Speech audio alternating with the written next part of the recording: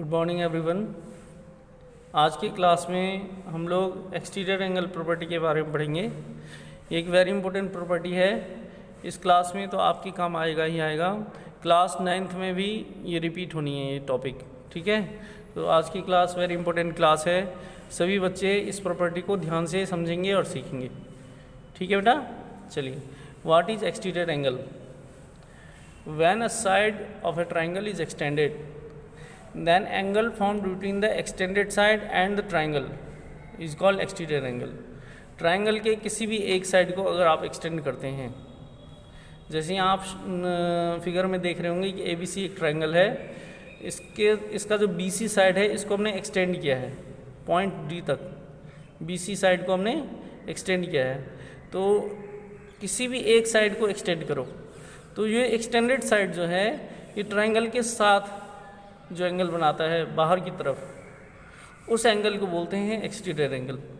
यहाँ आपको दिख रहा होगा डायग्राम में कि ये जो एक्सटेंडेड साइड है BC, ये ट्रायंगल ABC के साथ बाहर की तरफ कौन सा एंगल बना रहा है? एंगल 1, और we can say angle ACD है, बाहर की तरफ बन रहा है ना एंगल, तो इसको हम बोलेंगे एक्सटीरियर एंगल, ठीक है। हेयर एंगल 1 और angle ACD is an exterior angle, और इसके साथ में जो अपोजिट एंगल होंगे इसके अंदर, ट्रायंगल के अंदर जो दो इंटीरियर एंगल होंगे उसको हम बोलेंगे इंटीरियर अपोजिट एंगल्स। एंगल 2 और एंगल 3 इसको हम बोलेंगे इंटीरियर अपोजिट एंगल, और एंगल 1 जो है इसको क्या बोलेंगे? Exterior angle. ये समझ आ रहा है आपको? बहुत इजी कंसेप्ट है। ट्रायंगल है हमारे पास, ट्रायंगल के किसी भी एक साइड को आप एक्सटेंड कीजिए। एक्सटेंड करने के बाद जो एक्सटेंडेड साइड है वो ट्रायंगल के साथ जो एंगल बनाएगा बाहर की तरफ, उस एंगल को बोलते हैं एक्सटीरियर एंगल, ठीक है। और ट्रायंगल के अंदर जो दो एंगल होते हैं जो उससे थोड़े डिस्टेंस पे होते हैं उसको हम बोलते हैं interior opposite angle. I think समझ आ गया होगा आपको, है ना। इस ट्रायंगल में आपको दिख रहा है कि एंगल 1 जो है ये क्या है? Exterior angle.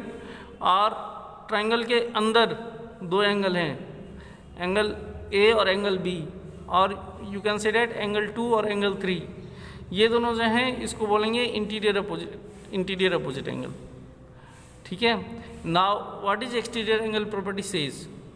Exterior angle property says कि an exterior angle of a triangle is equal to the sum of its interior opposite angle.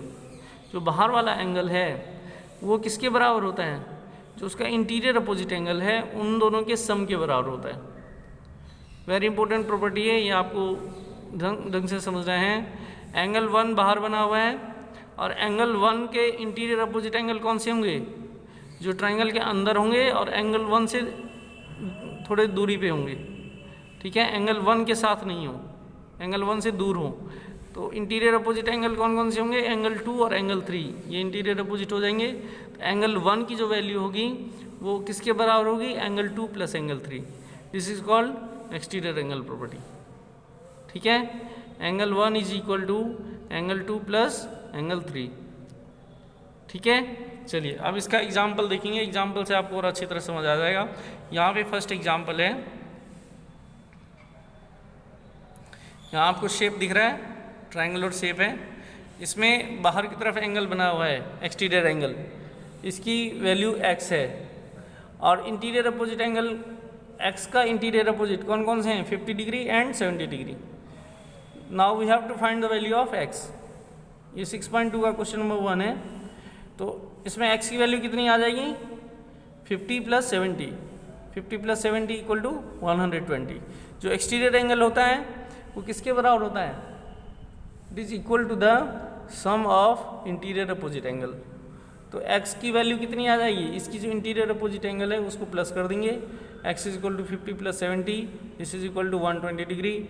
और इसमें रीजन क्या लिखना है? By using exterior angle property, ठीक है। इस तरह से ये सेकेंड क्वेश्चन है। इसमें देखो ये ऊपर की तरफ x बना है, तो ये बाहर ये बना हुआ है x, तो ये क्या हो गया? Exterior angle.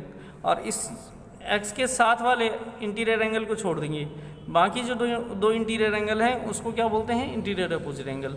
तो इस x के लिए इंटीरियर अपोजिट एंगल कौन कौन से हो जाएंगे, 30 डिग्री एंड 40 डिग्री। तो अब यहाँ पे कितना आ जाएगा x की value, 30 degree plus 40 degree equal to 70 degree.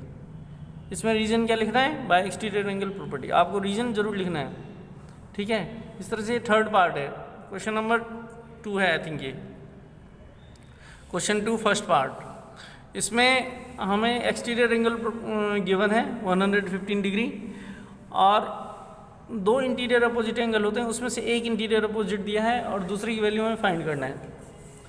तो जो ये एक्सटीरियर एंगल है 115, इसकी वैल्यू किसके बराबर होगी, sum of interior opposite angle. तो 115 is equal to 50 plus X आ जाएगा और you can say that X plus 50 is equal to 115। इसमें रीजन लिख देंगे बाय एक्सटीरियर एंगल प्रॉपर्टी। अब ये प्लस 50 है, प्लस 50 को हम राइट हैंड साइड में ले जाएंगे तो ये माइनस 50 हो जाएगा। X is equal to 115 minus 50, इसको सॉल्व करेंगे तो 65 डिग्री आंसर आ जाएगा, ठीक है। हम इसको चेक भी कर सकते हैं, 65 और 50 इसको ऐड करके कितना आंसर आएगा, 115, ठीक है। इस तरह से थर्ड पार्ट जो है ये भी इम्पोर्टेंट क्वेश्चन है। इसमें 90 डिग्री का सिंबल बना हुआ है, ठीक है। ये आप ध्यान रखेंगे, 90 डिग्री लिखा नहीं होता है इसमें, सिर्फ सिंबल बना होता है।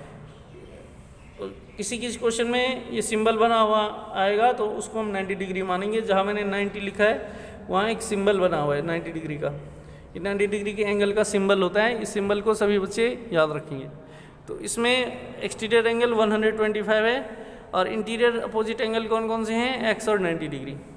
तो एक्सटीरियर एंगल प्रॉपर्टी इसे क्या आ जाएगा, X plus 90 is equal to 125। इसे रीजन क्या लिख देंगे, by using exterior angle property. अब ये प्लस 90 है, इसको राइट हैंड साइड में ले जाओगे कितना आएगा, माइनस 90। तो X is equal to 125 minus 90 और after solving this we get X is equal to 35 degree, ठीक है। तो इस तरह के क्वेश्चंस हैं इसमें 6.2 में। इसके बेसिस पे आप एक्सरसाइज 6.2 कर सकते हैं। पहले ये सारे कंसेप्ट लिख लेना, उसके बाद एक्सरसाइज 6.2 करना। किसी बच्चे को कोई भी प्रॉब्लम हो तो आप कमेंट में कर देना, मैं आपको सोल्यूशन भेजूँगा, ठीक है। और इस वीडियो को 2-3 बार देख लेना ताकि आपको अच्छी तरह समझ आ जाए। अगली क्लासेस में 8th में, 9th में और 10th में एक्सटीरियर एंगल प्रॉपर्टी का बहुत यूज़ है, ठीक है। आई होप आपको समझ आ गया होगा। Thanks for watching.